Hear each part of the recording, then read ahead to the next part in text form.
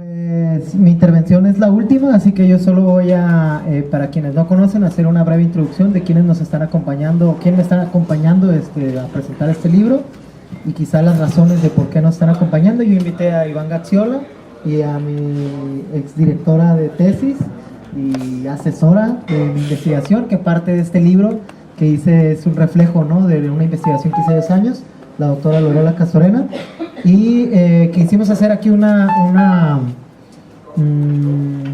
pues no una mezcla, quisimos acercar dos mundos, que es el mundo literario y el periodístico con el académico y el de docencia, porque es bastante íntegro el contenido de este libro. Como les decía, es el resultado de 2 años de investigación, y a nosotros se nos hizo pertinente, a mí se me hizo pertinente, pues que tuviera estas dos caras de la moneda, la presentación del libro, ¿no? Entonces comenzamos primero con la doctora Lorela. Ah, sí, con usted. Comenzamos con usted primero. Bien, pues muchas gracias, Fran, buenas noches. Bueno, pues yo estuve muy cerca de Fran estos años en los que fue estudiante del programa de posgrado en Ciencias Sociales, Desarrollo Sustentable y Globalización en la Universidad Autónoma de Baja California Sur, de donde salió esta tesis, por eso vengo con ella. Porque de hecho el libro es una versión más en tono de divulgación de la tesis que digamos, texto estrictamente académico. Yo no conozco a cabalidad el texto que terminó por dar vida al libro La calle es nuestra, y por lo tanto me voy a dedicar a hablar más de la tesis, más de la investigación. Es más académico, pero a ver, a mí cada vez que me dicen, ay, es que es muy académico, pues es que lo académico es lo que le da sentido a una investigación. Una investigación científica no es científica si no se hace al interior de una institución académica. Y como académica que soy, pues mi defensa siempre será la de la academia, ¿verdad? Eso no quiere decir que tenga un debate o una discusión con la divulgación, al contrario. Vivimos en un país en el que nos hace mucha falta la divulgación científica, nos hace mucha falta la divulgación del conocimiento, la divulgación de la producción cultural, de la producción académica, y de hecho en México tenemos grandes ejemplos de divulgadores y de divulgadoras que se han dedicado a, digamos, realizar versiones abreviadas de grandes investigaciones, como es el caso. La tesis de Francisco, bueno, en realidad del Fran, como lo conocemos todos y todas, ¿no? Decirle Juan Francisco es demasiada solemnidad. La tesis del Fran, ¿no? Se llamó Análisis del ciclismo urbano en la ciudad de La Paz, y Fran hizo un trabajo que a mí en lo personal me gustó mucho, entre otras cosas porque soy la responsable del área de metodología de la investigación científica en el posgrado. Entonces, cuando veo que nuestros estudiantes aplican, ¿no?, la cuestión metodológica de manera adecuada, pues la verdad me siento muy contenta, porque quiere decir que el trabajo que se hace en el aula funciona, y funciona muy bien. Este es uno de estos casos, ¿no?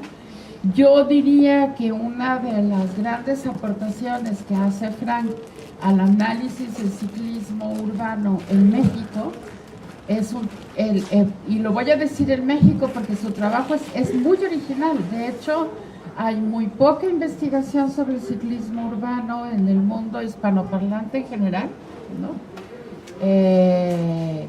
Y en México, pues los casos que han sido investigados, Fran los tiene contemplados en la bibliografía, y además formaron parte de sus textos de apoyo, pero el enfoque que utilizó Fran es un enfoque absolutamente original. Por eso insisto que el libro La calle es nuestra no habría sido posible sin esta enorme, y digo enorme no por grande en tamaño, grande en volumen, sino por el enorme esfuerzo que implicó que Fran pasase en compañía de algunos amigos y amigas solidarios, ¿no?, que le ayudaron algunas veces a recopilar datos y a recopilar información en pleno rayo del sol, contando ciclistas en la calle, midiendo ciclovías que no funcionan, haciendo un recorrido por toda la ciudad para dar cuenta del significado real del ciclismo urbano en la ciudad de La Paz. ¿Por qué es importante un estudio de esta naturaleza? Es importante porque en las ciudades contemporáneas, ya bajaré el libro porque traigo la mano desconchavadita, entonces me está doliendo. Porque en las ciudades contemporáneas hemos, lo digo en plural porque no solamente es algo que deriva de las políticas públicas, de la forma en que las políticas públicas se han diseñado, sino que también es nuestra responsabilidad como usuarios de vehículos automotores, ¿no?, el no prescindir del auto y el no cambiar nuestros hábitos. Digo, levanto la mano, soy de esas, ¿no? Y por más que hago un ejercicio de autocrítica, entre otras cosas, pensando en que la ciudad de La Paz es una ciudad que no es una ciudad peatonal. La ciudad de La Paz es una ciudad que está diseñada casi en principio, como bien lo plantea Fran en la tesis, para ser vivida y para que nos movamos en ella solo a través del transporte automotor, ya sea nuestro propio vehículo o en el transporte público. Datos muy importantes que arroja la investigación de Frank y que de alguna manera hacen caer este imaginario que provoca entre orgullo y horror, ¿no? Porque aquí a la gente le da como mucho gustito, muchas, que seamos una de las ciudades que en proporción al número de la población, ¿no?, tiene un mayor parque vehicular. Y el problema que tenemos en La Paz por el uso continuo de este parque vehicular es muy grande en términos de contaminación, es enorme.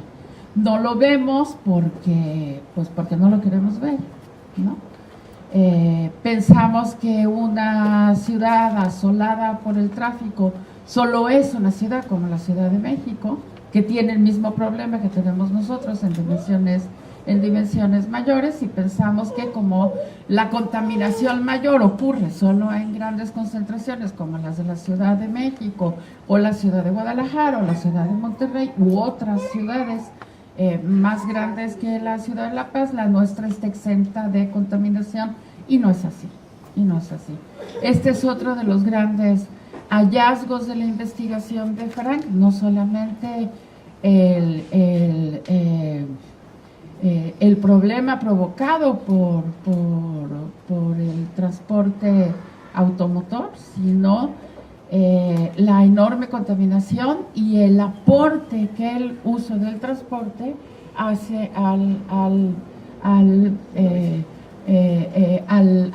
cambio climático, ¿no? O sea, es decir, la emisión de gases efecto invernadero en La Paz, que aparentemente tampoco es grande, pues resulta que sí es grande. Y de hecho, en esta época del año vemos con más frecuencia, gracias a las inversiones térmicas, pues la sombra esa, no solamente la nata, porque toda la culpa de la contaminación se le echamos a la termoeléctrica, ¿no? Pero no es cierto, hay una enorme nata de polución, de contaminantes producida por los vehículos automotores, y eso Fran lo demuestra con ayuda de otras investigaciones como la de Adolfo, que también se hizo, de Adolfo de la Peña, que también se hizo en nuestro posgrado. Para mí una presentación de un libro no es contarles el libro, sino hacer una invitación a la lectura del texto, y en este caso se trata de una invitación que concita a la reflexión, ¿no? Un aspecto de la investigación de Frank que a mí me pareció fundamental en mi calidad de socióloga ha sido precisamente que este trabajo él lo hace como resultado también de su activismo social, de su activismo comunitario. El conjuntar, digamos, la reflexión científica, por un lado, con el antecedente además de que Fran es médico. Es un médico que ahora también es un cientista social, ¿no? Es un médico con un perfil social, pero es un médico al que no le gusta ejercer la medicina de la manera en que se ejerce tradicionalmente, sino que le gusta hacer reflexiones que tienen que ver con la salud, etcétera. Entonces su investigación cumple, digamos, con esta condición que es muy importante, ¿no? No solamente propone analizar el ciclismo urbano como una alternativa al transporte automotor, sino que además propone el ciclismo urbano como una alternativa a los enormes problemas de salud que padecemos en sociedades en las que no nos movemos mucho, ¿no? En sociedades en donde el ejercicio, la buena nutrición, etcétera, no son precisamente nuestro perfil, o no forman parte precisamente de nuestro perfil. Hoy en día en el mundo hay varios ejemplos, muchos más de los que luego nos podemos imaginar, ¿no? O sea, el uso de la bicicleta en las ciudades se ha convertido no en una moda, sino en una solución a muchos problemas, ¿no? A los problemas de contaminación, a los problemas de salud, etcétera. Recién ayer veía un reportaje no sé si en Suecia o en Holanda, bueno, en los dos países el uso de la bicicleta es mucho más grande que el uso de un vehículo, ¿no? Es más grande que el uso de transporte público.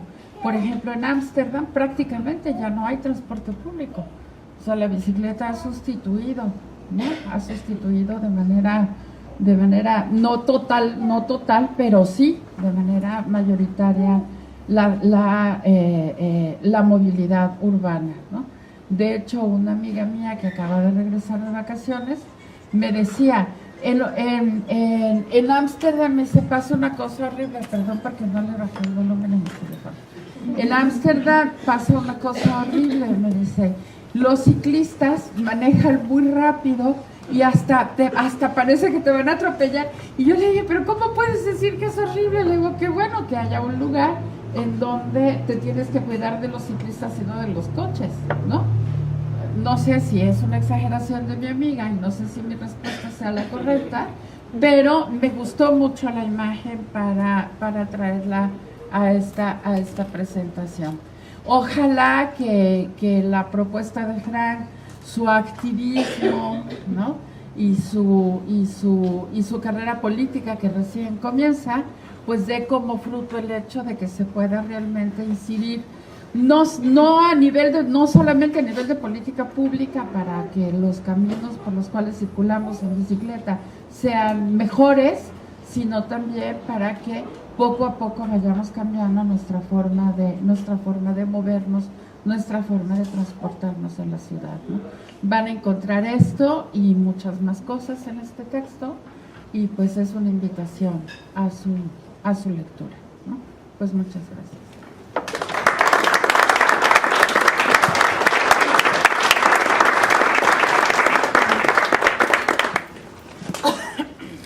Muy buenas noches. Pues mi exposición tiene que ver con la lectura que hago de este texto. Es precisamente lo que decía Frank, una mezcla de lo literario y lo periodístico, pero yo creo que un poco más de lo primero y sin duda mucho de lo ibanístico, porque es muy personal en realidad. Pero antes, la primera lectura la hice desde la portada y me gustaría que se pasaran el libro para que lo vieran. Hablaba con Frank de esto. Es curioso, es un libro, para empezar, creo, de denuncia. Y es un libro que no solo porque es rojo, es rojillo, pero si ven ahí la portada, podemos ver ya esa intención social que tiene, donde vemos a una niña, a un niño, una niña, a una mujer y a un obrero tomados de la mano, yendo entonces, si van tomados de la mano, pues hacia el mismo camino, ¿no? Es decir, un destino en común. Y vemos que son personas de la sociedad sin duda. Entonces ahí ya estamos viendo que es un libro que tiene este carácter social, pero que tiene también este carácter de denuncia, porque dice la calle es nuestra, y no sería necesario decirlo si no nos la hubieran quitado antes, de tal manera que desde ahí se va inscribiendo toda esta intención. Y en lo que tiene que ver con la manera en que aborda Frank el libro y la trama y por lo tanto la manera en que uno lo va a leer y se va a interesar, pues cabe resaltar que para tomar base o fuente de lo que está diciendo, pues se va a los datos, y estos datos tienen también una base cronológica. Sin embargo, el libro no va dando pasos cronológicamente, sino según los tópicos que a Frank le interesan, y esto hace que el libro pues tenga un dinamismo, que no lleve nada más una cronología así un tanto sosa, sino que tenga este dinamismo, pero también un toque personal de Frank, porque nos va diciendo qué es lo que le va interesando decir antes y qué le va interesando decir después sobre ese tema, ¿no? Entonces de alguna manera podemos entender cómo piensa y qué le interesa a él resolver y de qué forma. Tenemos claro está el tema de la movilidad. Él lo expone como un tema de derecho humano. Yo diría que es un derecho de supervivencia. Un derecho de supervivencia porque es más que humano. Es un derecho que tiene la vida misma y que la vida misma se busca, independientemente de los humanos. Entonces, yo estoy muy de acuerdo, en definitiva, que se trata de una cuestión humana, pero creo que hasta, porque él también explora unas cuestiones del lenguaje aquí, y por eso yo también le meto en esta cuestión del lenguaje. Creo que se debería de hablar ya como igual el derecho al agua, como un derecho de supervivencia, más que humano, porque tiene que ver con la vida misma. Y algo que yo creo que lo confirma, o que confirma esta visión que tengo y que lo dice Frank, es cuando él dice que el movimiento tiene el fin de llevarte de un punto a otro para conseguir la materia prima que te permita sobrevivir. Es una necesidad básica, dice, y por lo tanto comento esta cuestión de un derecho de supervivencia. Otra de las cosas que deja ver es que lo que está ocurriendo, esta situación de que nos hayan quitado la calle, pues bueno, tiene sujetos. No es una cosa que haya ocurrido nada más por la entropía de un sistema, es decir, que un sistema se ha desgastado y que de repente las cosas tienen que ser así. No, tiene rostros y tiene nombres. Y bueno, eso también es parte de la denuncia, y Frank lo deja ver.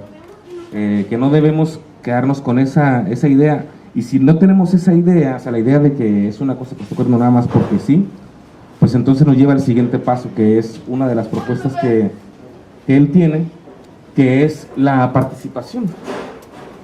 Que está esta cuestión política, por supuesto, pero no vista desde este pensamiento, este silogismo errado, ¿no?, de que los políticos son corruptos, ¿no?, sino que la política como lo que hacemos todos los días, y por eso tiene que ser dicho y tiene que ponerse el dedo sobre el renglón. Hay dos capítulos en lo particular que exponen de manera muy amplia esto, lo que tiene que ver con la denuncia, que es la política del cemento y la privatización de la calle. Aquí lo interesante, o no, más que ya interesante, más bien quiero decir que lo que te hace sentir, lo que te hace seguir leyendo, lo que te hace seguir involucrado, es que Frank te deja ver cómo esa situación de estas personas que tienen nombre y todo, que también es la misma sociedad, es decir, son gobernantes y todo, pero es la misma sociedad, es gente de La Paz, que llegó a un gobierno, somos nosotros mismos de alguna manera, ¿no? Que también lo hemos permitido, pero como también se sigue una inercia de diferentes industrias, en este caso la automotriz, la industria también, la industria de construcción, claro está, cómo tienen esta inercia que tiene que ver con el dinero, seguir vendiendo, y cómo nuestro mundo, y en este caso por supuesto nuestra ciudad, está diseñada para que pasen los coches, no para que pasen las personas. Y eso también les sirve a los funcionarios para poder tener recursos que sirven para modificar la ciudad y que son además excluyentes. Es decir, Frank lo deja ver en varias partes del libro cómo más de la mitad de la población de La Paz no tiene un vehículo. Sin embargo, el dinero que tiene que ver con el desarrollo municipal se gasta muchas veces en el supuesto desarrollo de esa movilidad para un grupo reducido de personas, lo que nos deja ver también que entonces el derecho se compra. Es decir, si tú tienes un coche, el gobierno está a tu favor o en un favor de la minoría para poner una infraestructura que le sirva a bien pocos, y por lo tanto estás comprando un derecho. Y esa es otra de las denuncias que hace Frank, y de las propuestas, ¿no? Que tiene que ver con ir primero a las personas, primero claro está, con las mayorías, pero también con los más vulnerables. En este caso, a ras de calle, pues son los peatones, son los ciclistas, pero en sí somos los ciudadanos que no estamos también denunciando, ¿no? Estamos siendo vulnerables en ese sentido. Otra de las cosas que deja ver es que él, hombre, no se ha quedado callado. No solo ha sido, este es el resultado de una investigación, este libro, pero también de una búsqueda y de una lucha. Y nos dice que no solo no se ha quedado callado, sino que muchas veces no lo han escuchado. Y cómo ha habido propuestas, cómo ha habido manifiestos, que en el mejor de los casos llegan a una serie de notas, pero que tienen, es verdad, estoy equivocando, llegan a una serie de notas, y claro está, lo que iba a decir es que no tienen una gran consecuencia a nivel gobierno, pero sí que lo tienen, pero no lo tienen de la manera adecuada. Es decir, lo tienen porque les duele mediáticamente a las autoridades que no se cumpla una demanda que ya llega a cierto tono, a cierto nivel. No es que cambie sus conciencias, que es lo que quisiéramos, y por eso digo que de alguna manera no hace esta situación que él está proponiendo y que no es escuchada, no ha tenido un cambio en la conciencia de muchos, de otros muchos sí. Sin embargo, sí ha tenido cambios muchas veces tangibles, pero no como quisiéramos. Yo creo que es con ese cambio de actitud de los gobernantes, que es más bien lo hacen con un miedo también, porque hay que decirlo, les importa seguir ahí, tener otro cargo y tal, porque seguramente si no estuvieran interesados en eso, ni siquiera tendrían miedo. Es decir, no les importa mucho salir en los medios, a menos que quieran continuar ganando dinero a expensas de nosotros. Y otra de las cuestiones por las que hablo un tanto de esta cuestión de denuncia, pero también de la cuestión social, es porque tiene una propuesta que se ha hablado muchas veces desde diferentes ángulos, y que lo hemos visto en los medios, y que yo lo tengo escuchando, no sé, desde que estoy en la secundaria o antes, que es la municipalización del transporte. Porque tenemos un transporte que se dice público, cuando en realidad es un negocio. O sea, ¿cómo va a ser público un transporte que está hecho de un negocio?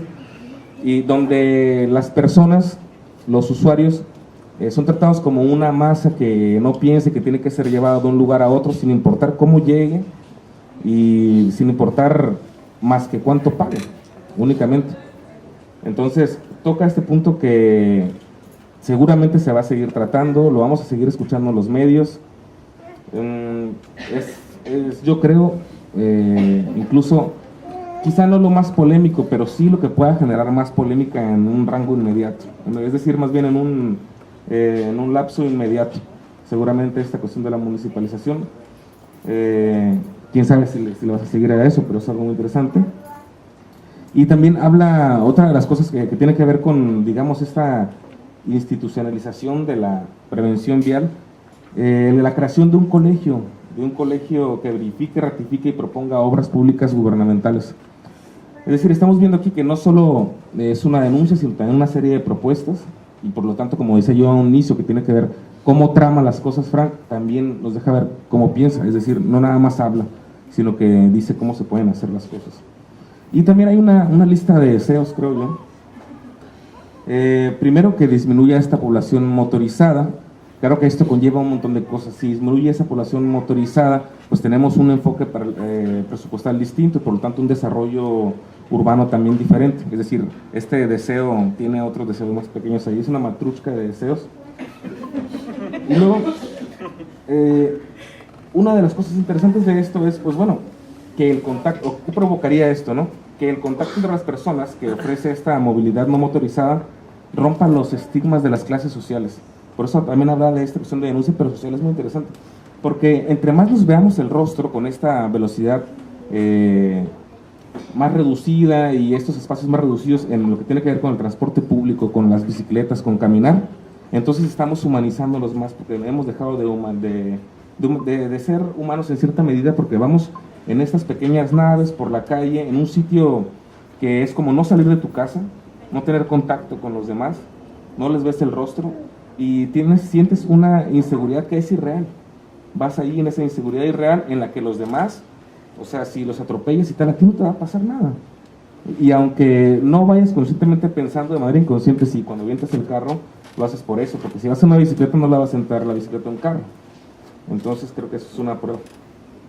Y finalmente, entre esta lista de deseos, lo más importante que tiene que ver con la preservación de la vida, es decir, que el contacto, que nadie tenga que morir por un error humano.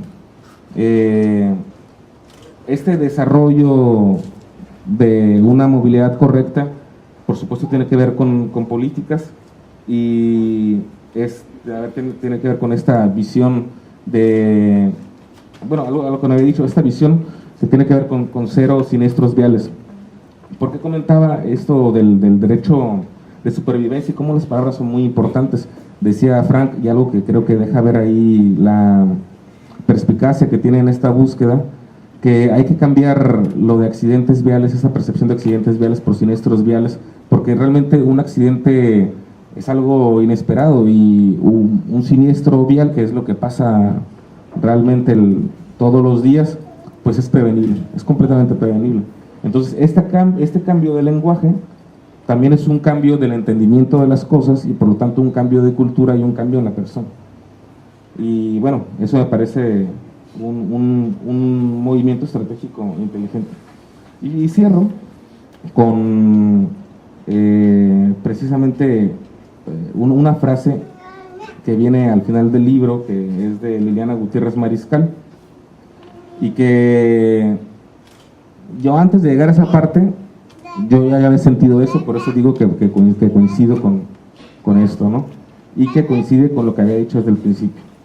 Ella dice: este es un bello instrumento de cambio sistémico, un instrumento para la revolución necesaria. Muchas gracias.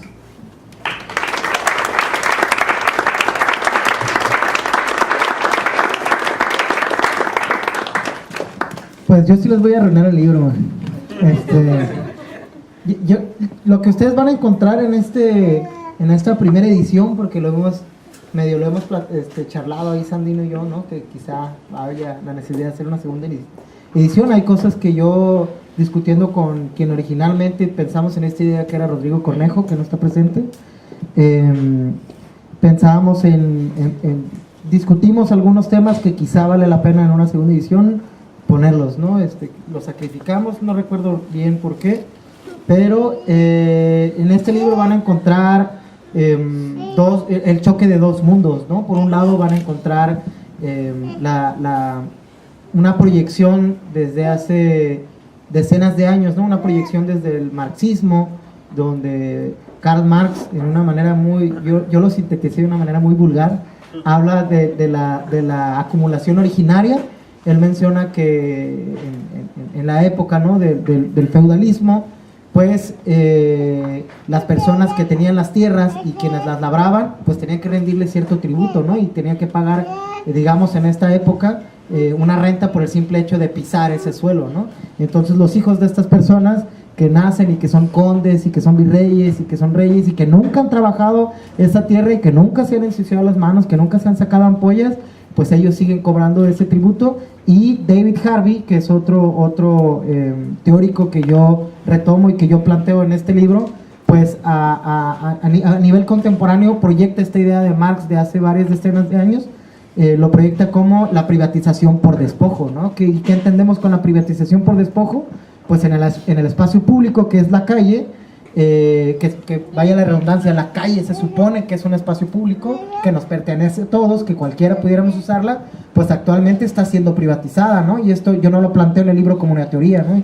Yo hice una investigación de 2 años donde yo tengo fundamentos estadísticos bastante claros, ¿no? De cómo sí se está privatizando la calle y estamos vulnerando un derecho humano, que es el derecho a moverse de un punto a otro, ¿no? ¿Y por qué se está privatizando? Pues cuando entendemos la privatización de un espacio público, que es cuando hay un espacio que es de todos y llega alguien que lo quiere para un pequeño grupo de personas, pues hay una lucha de poder, ¿no? Y esa lucha de poder es por quienes quieren el espacio para pocos y por los que quieren lo queremos para todos, ¿no? Y como nosotros vemos reflejado en esa privatización de ahorita que es la calle, pues tú para poder entrar a la calle tienes que pagar un ticket, ¿no? Y ese ticket de entrada, como decía Iván, es tu carro. Y si tú no tienes un carro, hay de ti oses en usar la calle, ¿no? Si te cruzas por el medio de la calle, eres un güey, eres una vaca, estás bien pendejo, porque te cruzas por el medio de la calle si te tienes que cruzar por la esquina. Para eso están las cebras peatonales, ¿no? Y nos han implementado estas ideas que no tienen más de 50 años, que solo puedes cruzar por la esquina, o que solo las personas que tienen carro usan la calle, ¿no? Y si la usas en bicicleta, te echan lámina, ¿no? Te avientan el carro, te escupen, te dicen groserías, te empujan o incluso te matan, ¿no? Y esto también está documentado. Entonces, ese es el resultado de la lucha por el espacio público. Y yo decía, también de este lado está el derecho humano a moverse, ¿no? Como mencionaba Iván y como decía Lorela, existe algo que se llama la satisfacción de las necesidades básicas, que es poder dormir, comer, tomar agua, poder respirar. Y pues para poder hacer esas cosas, para poder tener un techo, pues si lo viéramos de una manera básica, ¿no? Y barbarie, pues tú tienes que ir a cortar árboles y piedras y poder hacer una choza, ¿no? Y para poder beber agua, pues tienes que ir al río y tienes que caminar. Y para poder comer, pues tienes que caminar para ir a los frutos o ir a cazar, para recolectarlos o para ir a matar un animal. Y para eso necesitas desplazarte, ¿no? Por eso es que es una necesidad básica. Porque sin poder moverte no puedes comer, no puedes tomar agua o no puedes tener un lugar donde vivir. Entonces ese derecho humano, que es el derecho a la movilidad, pues está siendo vulnerado por el simple hecho de que hay personas que creen que es incorrecto que te muevas en otra cosa que no sea un carro, ¿no? Que además es una minoría. Muchos paseños creemos, y ese ejercicio yo lo he hecho varias veces con los cursos en educación vial que daba cuando trabajaba en bicicletos, preguntaba, ¿no?, a quienes nos acompañaban en los cursos de educación vial, ¿cuántos de ustedes creen que es el porcentaje de paseños que tienen carro? Hay unos decían 80%, 90%. Y la verdad es que menos del 55%, menos del 50% tiene un carro aquí en La Paz, ¿no? Aquí en La Paz nada más. En México, en el resto del país, el 70% de la población mexicana no tiene un coche. Entonces estamos construyendo calles, y aquí va el choque de mundos, en el que hay gobernantes, como decía Iván, que implementan lo que se conoce como la política del cemento, ¿no? Y ustedes lo ven aquí por unas calles, en Callejón Zaragoza, después está la Degollado, la Degollado y luego la Ocampo. En la Ocampo hay un letrero todavía que tiene el gobierno del estado, que dice, trabajando para ti, y tiene un espectacular enorme en medio de la banqueta, donde las personas que ven en silla de ruedas no van a poder usar la banqueta, y promocionan como si fuera la quinta maravilla, calles de concreto, ¿no? Cuando poner una calle de concreto es una obligación, ¿no? No es un premio, ¿no?, que deben de ellos estarse parando el cuello.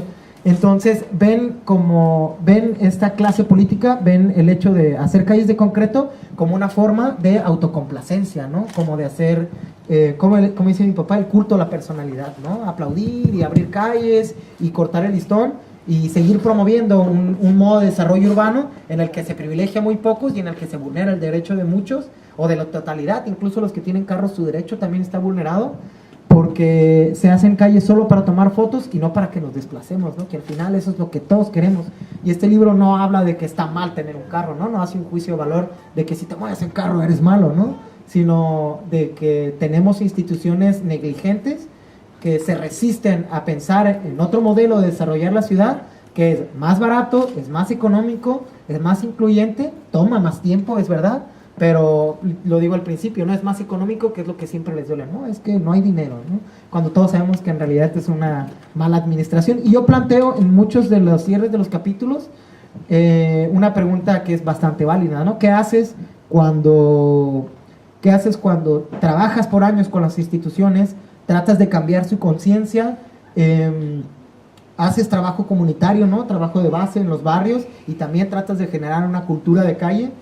Cuando haces una investigación, cuando les demuestras que la forma en la que están construyendo la ciudad está matando a las personas, la principal causa de muerte en La Paz, y esa es una de las principales razones por la que empecé a hacer esta investigación, la principal causa de muerte en niños, en adolescentes, de adultos menores de 35 años aquí en La Paz, son los mal llamados accidentes de tráfico, ¿no? Y no necesitamos ver la estadística, ¿no? Yo también me gusta hacer este ejercicio. Alcen la mano quienes están aquí presentes. Me gusta mucho hacer este ejercicio. Alcen la mano quien conoce o tiene un familiar o tiene un conocido, sea vecino, amigo, o a lo mejor no es amigo, pero es un conocido que haya chocado o que le hayan chocado, o que haya estado en un accidente de tráfico. Voltéense a ver, no bajen la mano, alcen la mano. Voltéense a ver. Casi todos los que estamos alzando la mano conocemos a alguien, o hemos estado en un choque, o conocemos a alguien que ha estado en un choque. Eso no está bien, eso no es normal, porque muchos de esos choques terminan en muertes, y la mayoría de esas muertes fueron 100% prevenibles, ¿no? ¿Y cómo son 100% prevenibles? Construyendo otro tipo de ciudad. ¿Y cómo construyes otro tipo de ciudad? Pues privilegiando la seguridad vial. ¿Y cómo privilegio de seguridad vial? Pues hay una serie de pasos que vienen en el libro que les recomiendo que lo lean, que no las inventé yo, ¿no? Hay un modelo incluso internacional que promueve la Organización de las Naciones Unidas, la Organización Mundial de la Salud, que te dice A, B, C, D, E, F, G a la Z de cómo debes de construir una ciudad, porque al final es una fórmula, que algunos ya han escuchado, que es Visión Cero. Hablo muy poco de ella en el libro, pero es una fórmula que mucha gente va a decir, pero es que no puedes replicar lo que pasa en otras ciudades, porque... yo hago una analogía muy básica, ¿no? Que es la forma de acabar con esta enfermedad, que son los accidentes de tráfico, los siniestros viales, es con una vacuna que se llama seguridad vial, ¿no? Y las vacunas, pues no importa si la fabrican en China o en Rusia, funcionan para todos los humanos, ¿no? Pues es lo mismo, ¿no? Esta fórmula de seguridad vial funciona para todas las urbes, porque al final todas las urbes tienen una implementación de un mismo modelo de desarrollo urbano, que es que prevalezca el uso del coche. Y en esta política del cemento es muy importante entender que lo que quieren hacer nuestras instituciones públicas es que la gente siga aplaudiendo esfuerzos que se ven muy bien en las fotos, pero que realmente no tienen trascendencia y que tienen incluso resultados negativos. Y hice un paréntesis muy grande porque yo iba a una pregunta que era con lo que quería cerrar. ¿Qué haces cuando, hace rato yo mencionaba, ¿no? Antes de irme al monte, ¿qué haces cuando tú le demuestras a la autoridad, cuando haces conciencia con la autoridad, ¿no? Haces trabajo de base con la comunidad y con el barrio.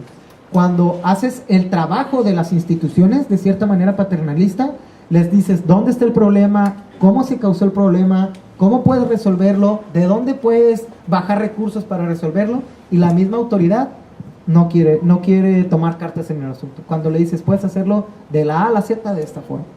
Esa es una pregunta, ¿no?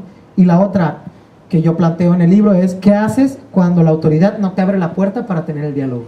O sea, de verdad tenemos que tocar puerta y que haya un diálogo. Es una obligación que las autoridades tengan un acercamiento con la sociedad para resolver en conjunto, porque no nada más es echarle la culpa al gobierno, para resolver en conjunto una problemática común, ¿no? Porque esto no es un problema institucional, sino también un problema social y un problema económico.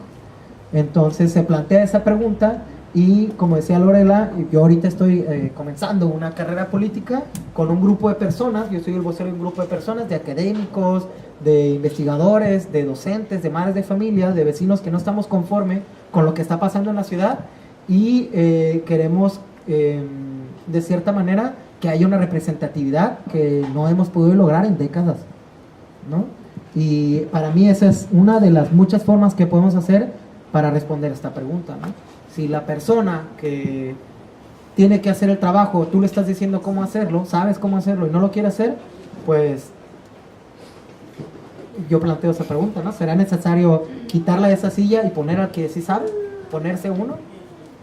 Es una pregunta abierta, ¿no? Yo no voy a osar en responderla, pero estamos muchas personas trabajando en la osada cruzada de ver si es cierto, ¿no? Eso, ¿no? Que es una otra forma válida de hacer participación ciudadana, que es buscar un cargo de elección popular. Y pues este libro vale mucho la pena que lo ojeen, al final tiene una hoja en blanco para que hagan quienes gusten rayar y hacer anotaciones, porque seguramente tiene algunos errores que vale la pena en una segunda edición pues resarcirlos, ¿no? Muchísimas gracias.